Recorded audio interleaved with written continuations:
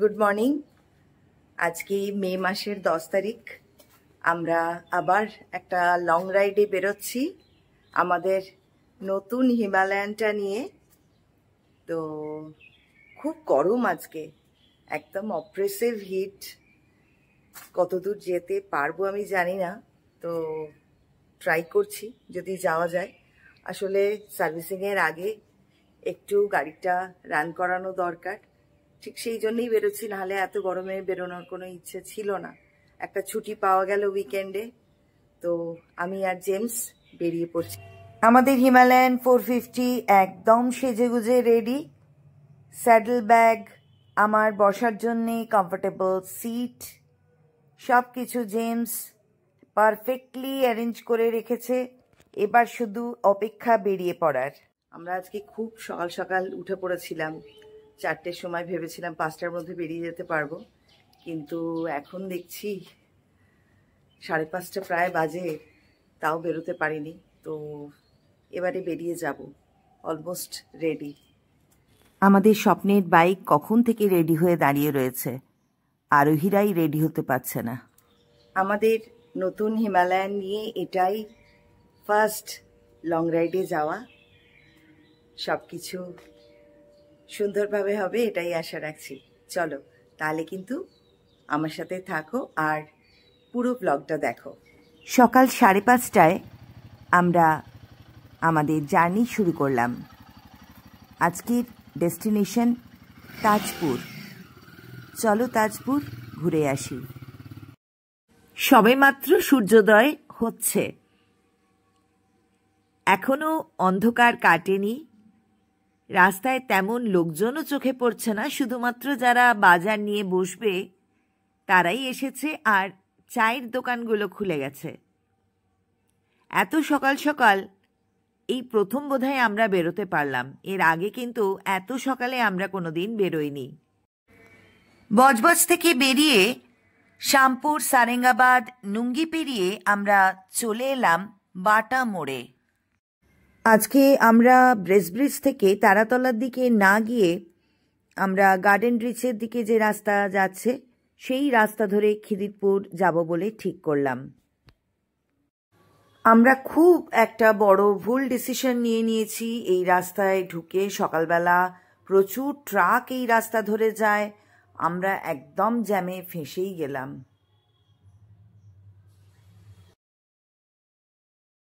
বেশ কিছুক্ষণ জ্যামে আটকে থাকার পর আমরা খানিকটা এগোতে পারলাম বটে, কিন্তু প্রচুর ট্রাফিক।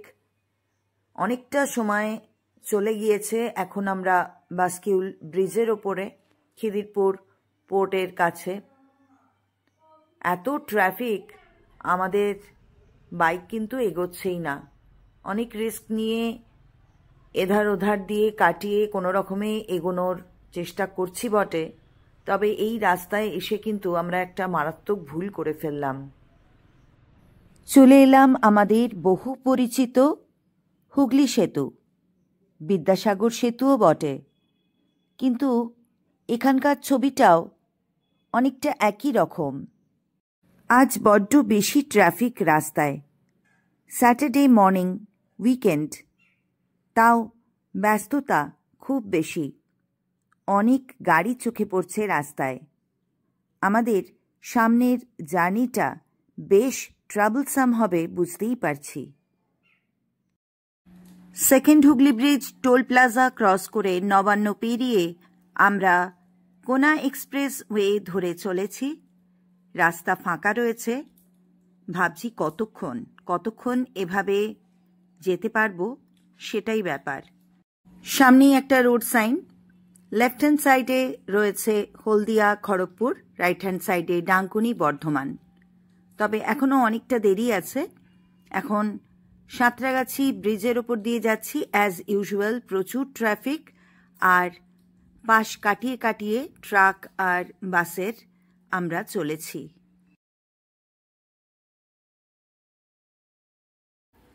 NH 117 কোনা এক্সপ্রেসওয়ে শেষ হয়ে গেল। এবারে রাস্তা ভাগ হয়ে যাবার সময়। সোজা রাস্তা চলে যাচ্ছে মুম্বাই, আর আমরা ধরব দিল্লি রোড। আমরা লেফট হ্যান্ড সাইডে চলে যাব। আজকে আমাদের গন্তব্য তাজপুর, অর্থাৎ দীঘা হলদিয়ার দিকে যে রাস্তা যাচ্ছে সেই রাস্তা আমরা ধরে নিলাম। রাস্তায় ব্যাপক কাজ চলছে। কাজ শেষ হয়ে গেলে আমাদের জার্নি আরও সুন্দর হয়ে উঠবে। এতক্ষণে আমরা এলাম পাঁচলা, অর্থাৎ বজবজ থেকে গঙ্গা পেরোলেই যে জায়গাটা সেটাই পাঁচলা, কিন্তু আমাদের প্রায় 1 ঘন্টা 45 মিনিট অতিক্রম করে গেছে এই জায়গাটায় আসতে। আবারও সামনে একটা বাইফার্কেশন, সোজা গেলে খড়গপুর, আর লেফট হ্যান্ড সাইডে বাঁদিকের রাস্তা চলে যাচ্ছে ফুলেশ্বর।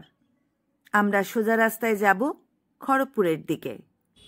সূর্যের তেজ আস্তে আস্তে বাড়ছে, বেশ গরম, কিন্তু হিমালয়ান যেন পক্ষীরাজ, ছুটে চলার আনন্দে সব ভুলে গেছি। প্রায় কোলাঘাট চলে এসেছি। এখান থেকে মাত্র 28 কিলোমিটার, হলদিয়া 78 কিলোমিটার আর খড়গপুর 98 কিলোমিটার। নিমদিঘি পৌঁছে গেলাম, আর নিমদিঘি মানেই উলুবেড়িয়া। উলুবেড়িয়া পৌঁছে গেলাম। আজাদ হিন্দ ধাবা এখানেই। আমরা জেনারেলি দীঘা যাওয়ার পথে এখানেই ব্রেকফাস্ট করি, কিন্তু আজকে ঠিক করেছি একটা স্ট্রেচ কতটা যেতে পারি দেখব, তাই এখনই থামবো না ব্রেকফাস্টের জন্যে। আমরা এখন বীর শিবপুর ক্রস করছি, আর সামনেই দেউলটি ক্রস করেই কোলাঘাট ব্রিজ।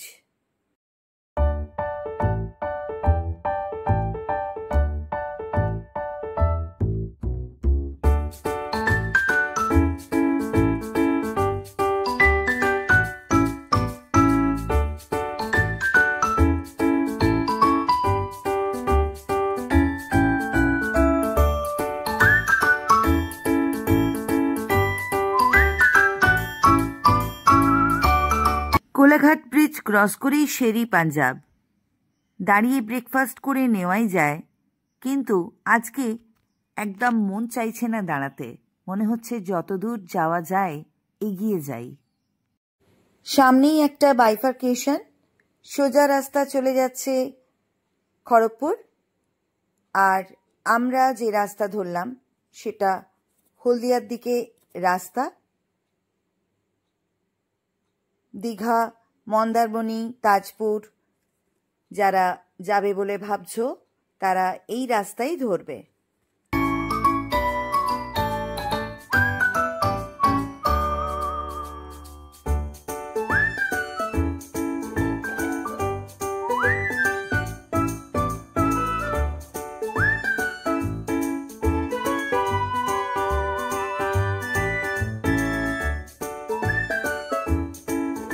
কোলাঘাট হলদিয়া টোল প্লাজা সাইডের লেন ধরে আমরা বেরিয়ে যাচ্ছি।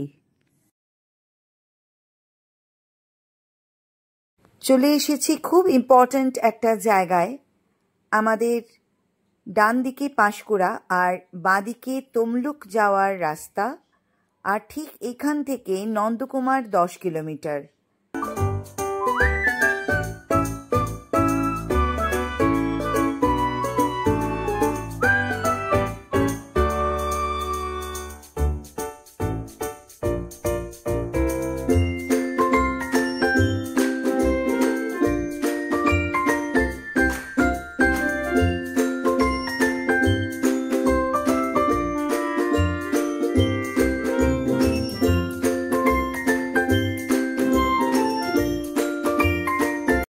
নন্দকুমারে ঢুকতে আবারও বড়সড় একটা জ্যাম।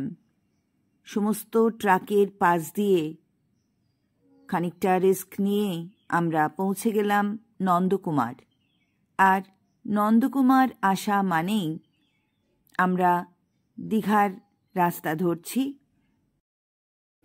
এখানটা এলেই মনে হয় আর বেশি দেরি নেই, এই তো পৌঁছে যাব, কিন্তু ডিস্টেন্স এখনও 78.7 কিলোমিটার এই নন্দকুমার থেকে তাজপুর অবধি। আর অ্যাপ্রক্সিমেটলি সময় লাগবে 1 ঘন্টা 46 মিনিট। তাও রাস্তা কীরকম রয়েছে তার উপরে ডিপেন্ড করবে। চলো তাহলে আরও খানিকটা এগোই। আমরা এখন হলদি নদীর ওপর নরঘাট ব্রিজ বা মাতঙ্গিনী হাজরা সেতু ক্রস করছি। এটা 1982 সালে তৈরি হয়। তার আগে পর্যন্ত সড়ক পথে কলকাতা থেকে দীঘা যেতে গেলে খড়গপুর হয়ে যেতে হতো, কিন্তু এই ব্রিজটা তৈরি হওয়ার পর থেকে কোলাঘাট থেকে নন্দকুমার হয়ে দীঘা যাওয়ার শর্টকাটটা চালু হয়েছিল। তো অনেক দিন হয়ে গিয়েছে, এখন সেতুটাও আস্তে আস্তে অনেক বেহাল হয়ে পড়েছে। পাশে একটা নতুন ব্রিজ তৈরি হচ্ছে।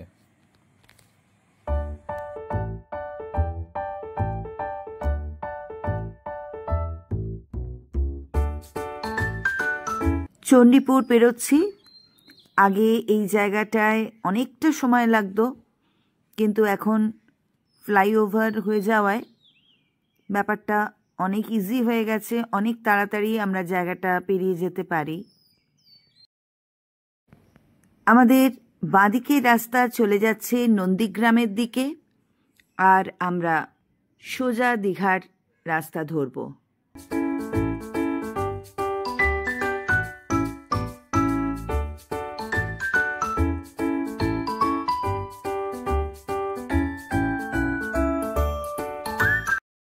সামনে একটা টোল প্লাজা দেখতে পাচ্ছি বটে, কিন্তু এখনো চালু হয়নি।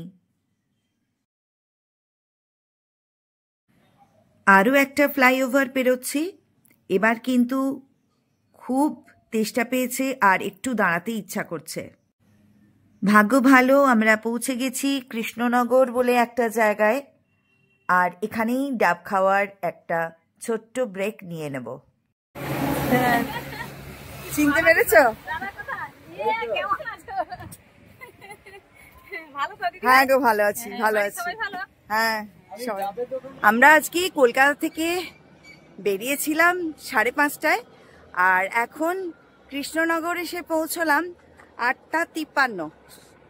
তো ভালোই রাইড করেছি। রাস্তায় কিন্তু প্রচুর জ্যাম ছিল আর খুব গরম, তো একটু কষ্ট তো হয়েছে, কিন্তু রাইড কিন্তু অসাধারণ ছিল।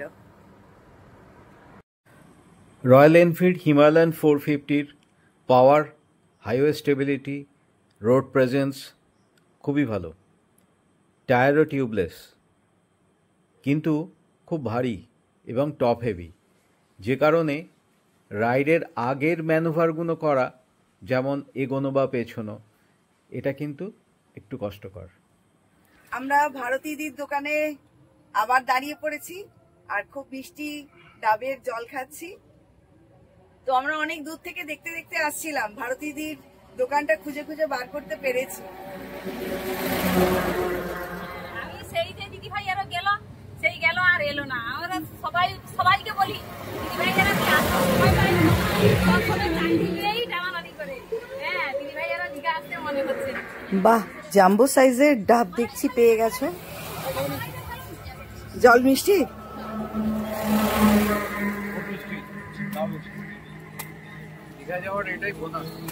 একদম। এখন আমাদের ডাব খাওয়ার একটা ব্রেক, আর কলকাতা থেকে অনেকটা রাস্তা কভার করে এখন আমরা একটুখানি ব্রেক নিয়ে আবার বাকি রাস্তাটা কভার করব। আজকে আমরা যাচ্ছি তাজপুর। ডাবের দাম কিন্তু কম নয়। আমরা 3টে ছোট আর 2টো বড় ডাব খেলাম। আমাদের দাম পড়ল 350 টাকা। ভারতীদির দোকানটা সিলেক্ট করার একটাই কারণ, এখানে বসার অনেক জায়গা রয়েছে। বেশ ছড়িয়ে ছিটিয়ে বসে জিনিসপত্র রেখে ডাবটা খাওয়া যায়, আর তার সাথে রয়েছে ভারতীদির আন্তরিকতা। ডাবের থেকে ডাবের শ্বাসটাই ভাল লাগে বেশি।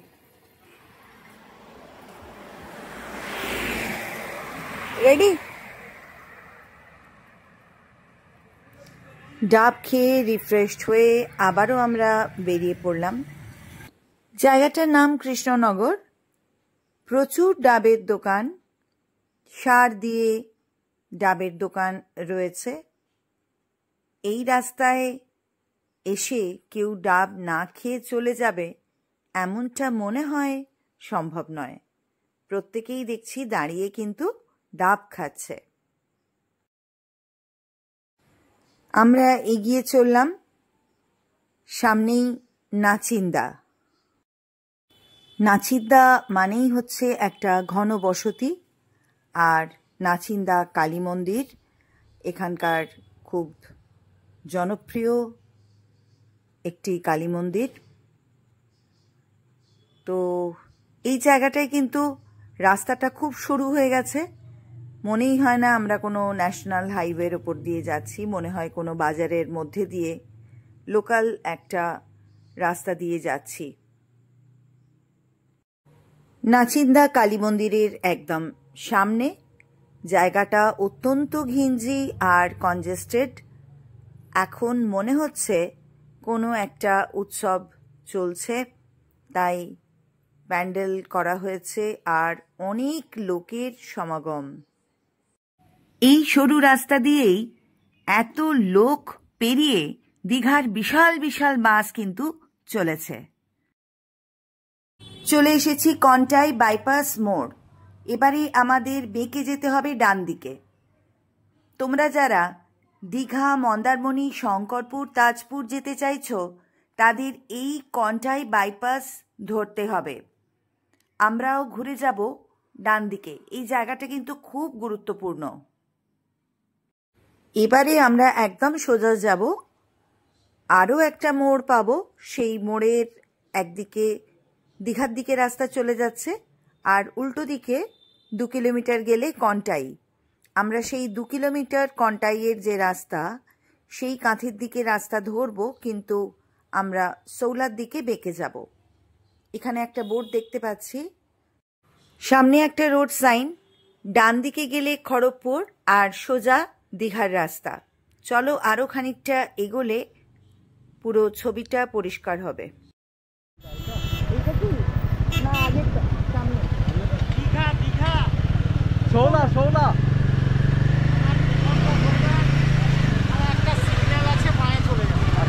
এই মোড়টা নয়, আরও খানিকটা সামনে গিয়ে যে সিগন্যাল পাওয়া যাবে আমাদের বাঁদিকে যেতে হবে।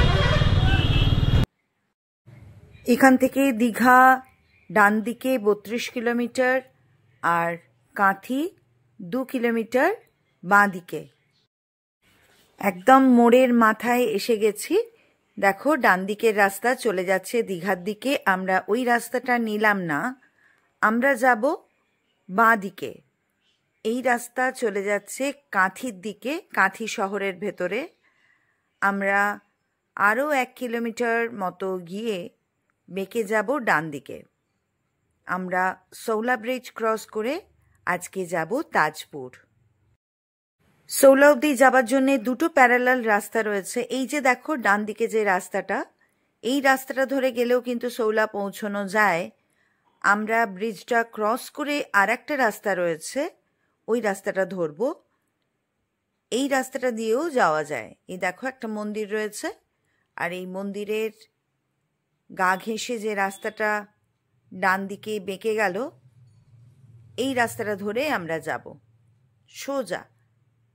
কোনো বাঁকাচোরা নেই, একদম সোজা গেলেই সৌলা। আর সৌলার ব্রিজ ক্রস করেই আমরা ধরব সৈকত সুন্দরী রোড।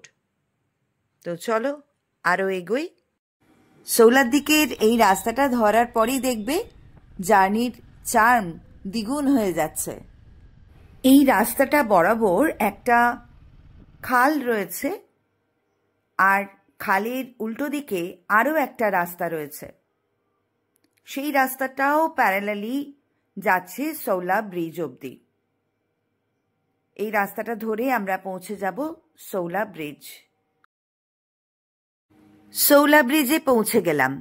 এখানে একটা সমুদ্রের খাঁড়ি রয়েছে, যেখানে মাছ ধরার নৌকোগুলো এসে দাঁড়ায়। ভারী সুন্দর। সামনেই বোর্ডে সমস্ত জায়গার ডিস্টেন্স মেনশন করা রয়েছে। মন্দারমণি এখান থেকে 10.8 কিলোমিটার, তাজপুর এখান থেকে 14.6 কিলোমিটার আর দীঘা 33.6 কিলোমিটার। তাহলে কনভেনশনাল রোডেই কিন্তু দীঘা যাওয়াটাই ভালো। সৌলা ব্রিজ ক্রস করে যদি তোমরা দীঘায় যেতে চাও তাহলে কিন্তু অনেকটা ঘুর হয়ে যাবে আর অনেকটা ডিস্টেন্স এক্সট্রা তোমাদের কভার করতে হবে। তার থেকে কনভেনশনাল যে রাস্তা সেই রাস্তা ধরেই দীঘা বা তাজপুরে যাওয়াই ভালো। যদিও আমরা আজকে সৌলা নিয়েছি তাজপুরে যাবার জন্যে, জাস্ট একটা এক্সপেরিমেন্ট, রাস্তাটা কীরকম দেখার জন্যই আমরা মেনলি যাচ্ছি, কিন্তু স্ট্রেট ওয়েতে যাওয়াটাই বেটার। একমাত্র মন্দারমণিটা এই সৌলা দিয়ে গিয়ে সৈকত সুন্দরী রোড ধরে গেলে খুব কাছে পড়বে, একদম যেন সৌলা থেকে নেমে চোখের নিমেষে মন্দারমণি পৌঁছে যাওয়া যায়। আমরা এই নিয়ে 3 বার এই সৌলার রাস্তা ধরে মন্দারমণি যাচ্ছি, প্রত্যেকটা বার কিন্তু আমাদের ভীষণ ভালো লেগেছে। সমুদ্রের পার বরাবর যেতে যেতে প্রায়ই সমুদ্র দেখা যায়, গাছপালার ফাঁক দিয়ে সমুদ্রটাকে দেখতে ভীষণ ভালো লাগে। আর মাঝে মধ্যেই অনেক নৌকো রাখা থাকে যেগুলো আমাদের দৃষ্টি আকর্ষণ করে। আমার তো ভীষণ ভালো লাগে এই রাস্তাটা দিয়ে যেতে, একটা আলাদাই চার্ম রয়েছে। তার থেকেও বড় কথা, রাস্তাটা ভীষণ ফাঁকা থাকে। আর এবারে এসে দেখছি রাস্তাটা একেবারে ঝাঁ চকচকে হয়ে গেছে। রাস্তার নামটাও কিন্তু খুব সুন্দর, সৈকত সুন্দরী রোড। আহা,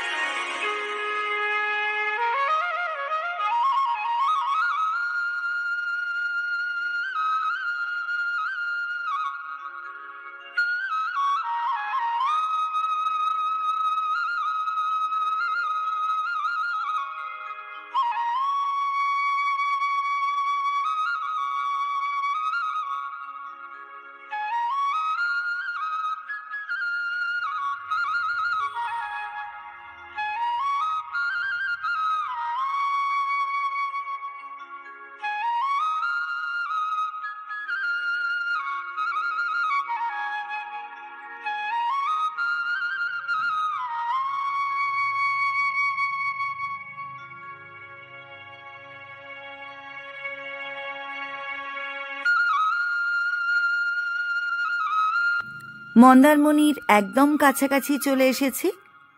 ফিশারম্যানদের একটা ভিলেজ, জেলেদের বাড়ি, সার দিয়ে আমরা তার মধ্যে দিয়ে চলেছি। চলে এলাম একেবারে মন্দারমণি। মন্দারমণি পেরিয়ে আরও 4 কিলোমিটার গেলে তবেই আমরা পৌঁছবো তাজপুর। দেখো মন্দারমণির মনসা মন্দির, আর একটু আগেই আমাদের এলিট বিচ রিসর্ট। এই রিসর্টেই কিন্তু আমরা জেনারেলি মন্দারমণিতে এলে থাকি। আজকে আমাদের ডেস্টিনেশন তাজপুর। আমরা এই রাস্তা ধরেই চলে যাব তাজপুর। এই রাস্তা ধরে কিন্তু দীঘাও পৌঁছানো যায়, কিন্তু অনেকটা ঘুর পথ হয়ে যায়। তাই সাধারণত আমরা যে রাস্তা দিয়ে দীঘায় যাই সেই রাস্তা ধরেই দীঘায় পৌঁছলে ভালো হয়। এই প্রথমবার আমরা তাজপুর আসছি এই রাস্তা ধরে।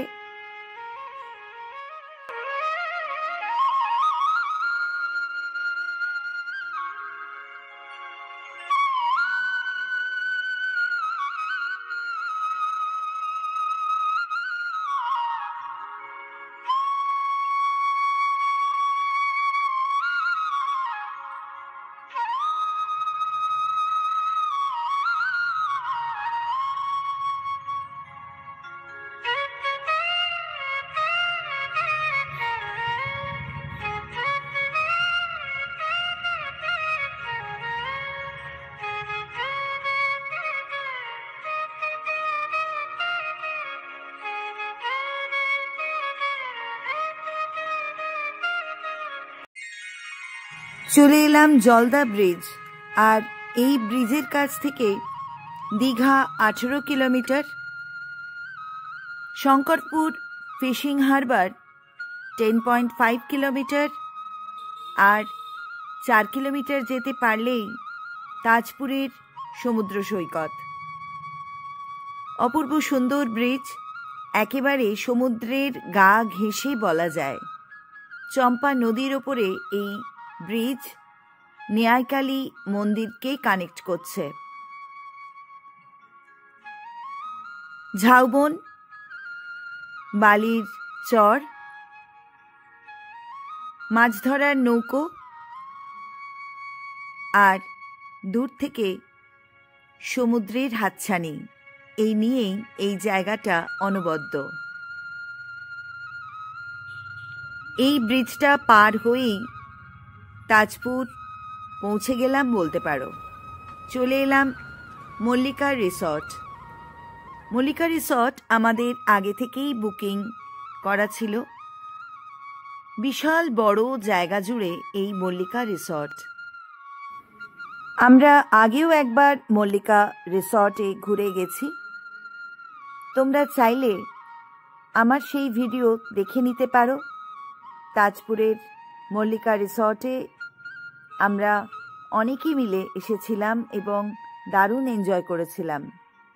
আবারও ফিরে এসেছি। মল্লিকা রিসর্টের সবথেকে বড় অ্যাডভান্টেজ, বিশাল বড় জায়গা জুড়ে এই রিসর্ট, একেবারে প্রকৃতির কোলে। অনেক রকম ফলের গাছ, অনেক রকম ফুলের গাছ, একেবারে ব্রাইট অ্যান্ড কালারফুল চারিদিক। আমরা আবারও চলে এসেছি, আর এই মল্লিকা রিসর্টের ডিটেলস অবশ্যই তোমাদের সাথে শেয়ার করব। আজ কলকাতা থেকে এলাম আমাদের নতুন হিমালয়ান করে। বেশ ক্লান্ত লাগছে, একটু বিশ্রাম নেব, আর পরের ভিডিওতে অবশ্যই তোমাদের সাথে সমস্ত ডিটেলস শেয়ার করব। প্রচুর সময় লেগে গেল। 5:30টায় স্টার্ট করে এখানে এসে পৌঁছলাম বেলা 11টায়। আর একটু রাস্তাও আমরা ভুল করে ফেলেছিলাম। আমরা দীঘার দিকে চলে যাচ্ছিলাম, তো আবার ব্যাক করে আসতে হলো। সেখানেও খানিকটা সময় লাগলো। তো আলটিমেটলি এসে পৌঁছলাম 11টা। 5:30টায় স্টার্ট করেছিলাম বজবজ থেকে, এসে পৌঁছলাম 11টায়। বুঝতেই পারছো প্রচুর এক্সস্টেড। তাই মল্লিকা রিসর্টের যাবতীয় ডিটেলস আর কি কি রয়েছে মল্লিকা রিসর্টে, কতটা সুন্দর এই জায়গাটা, সবটাই তোমাদের সাথে শেয়ার করব আমার পরের ভিডিওতে। আজকের ভিডিওটা এখানেই শেষ করছি বন্ধুরা। খুব তাড়াতাড়ি নিয়ে আসছি আমার পরের ভিডিও, যেখানে আমি তোমাদের দেখাবো মল্লিকা রিসর্ট আর তার সাথে সমুদ্র, তাজপুরের সমুদ্র সৈকত আমরা কিভাবে এনজয় করলাম। তোমরাও সাথে থাকো আর দেখতে থাকো সমুদ্রের সৌন্দর্য। সবাই খুব ভালো থেকো, আনন্দে থেকো, আর ঘুরতে থাকো ট্যুরিং সংঘমিত্রার সাথে।